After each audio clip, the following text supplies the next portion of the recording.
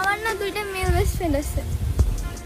তো কি হয়েছে, আজকালকার দিনে তো এগুলো কমন, কোনো সমস্যা নাই। আমি অতটাও পজিটিভ না, সমস্যা নাই। আমি কিন্তু এখন আমার এক্সের সাথে কথা বলি। এক্সের সাথে কথা বলো, প্রেম তো আর করো না, কোনো সমস্যা নাই। আমি কিন্তু আমার এক্সের সাথে তোমাকে এখনো কম্পেয়ার করি।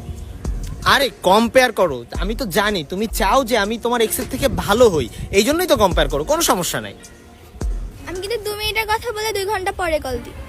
আরে বাবা, তুমি তো অন্য কাজেও ব্যস্ত থাকতে পারো। একটা মেয়ের কত কাজ থাকে, থালা বাসন মাজা, ঘর গোছানো, কত কাজ, ঝাড়ু দেওয়া, তুমি অন্য কাজেও তো ব্যস্ত থাকতো, কোনো সমস্যা নাই। আমি যদি বলে আমার বান্ধবীর সাথে কথা বলছি, তো সেটা মিথ্যা। আমি অন্যান্য ছেলেদের সাথে কথা বলি। আরে বাবা, তুমি যদি বলো যে তুমি অন্য একটা ছেলের সাথে কথা বলছো, তাহলে আমার কি হবে? আমি তো ডিপ্রেশনে চলে যাব, আমি তো এনজাইটিতে ভুগবো যে আমার গার্লফ্রেন্ড কার সাথে কথা বলছে, নেশাবানও করে ফেলতে পারি। এমনটাই তো তুমি মানে আমার হইতে পারে, এই ভেবেই তো